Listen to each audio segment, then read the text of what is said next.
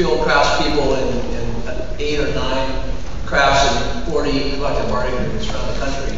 And we have not found a problem with those people ready and able and trained to take on the Green Job Challenge at all. So we're doing $500 million a year with them. I think the key driver to me is that, kind of be short here because the mayor kind of tagged it, is that hey, it takes a community.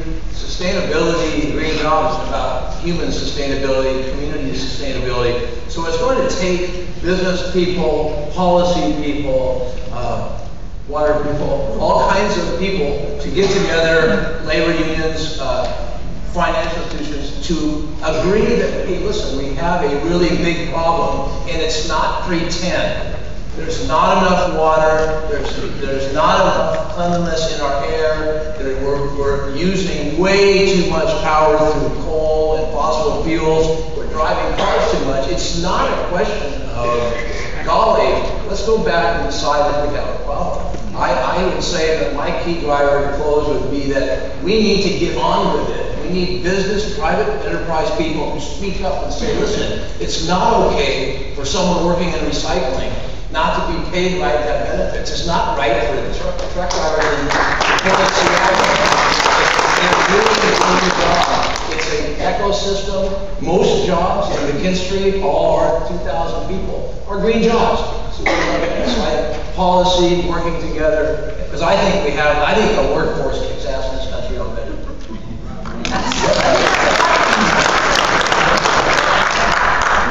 Mr. Levy?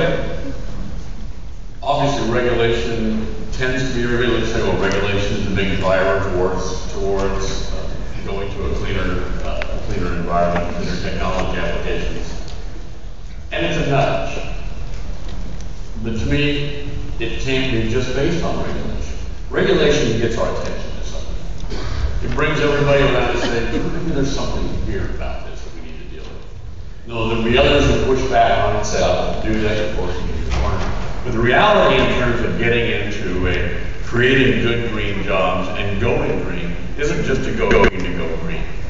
It's going green to create something that makes long-term sense for the economy, for our jobs, and for the environment. And it's exactly the type of thing that we're trying to do at LA Department of Water and Power. We'll talk more about it when we get into it a little bit if we have time.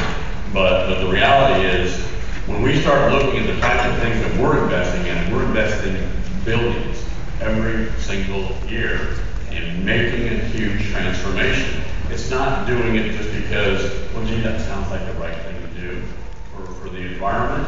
That's clear and important. We're not doing it just because the Air Resources Board is saying you have to. It's because this is something that's going to ultimately save our customers money, put us on a path that we know that we can afford everything that we're doing in the way of water and power for decades and generations to come, and do so in a way that sustains the environment in a way that's win-win.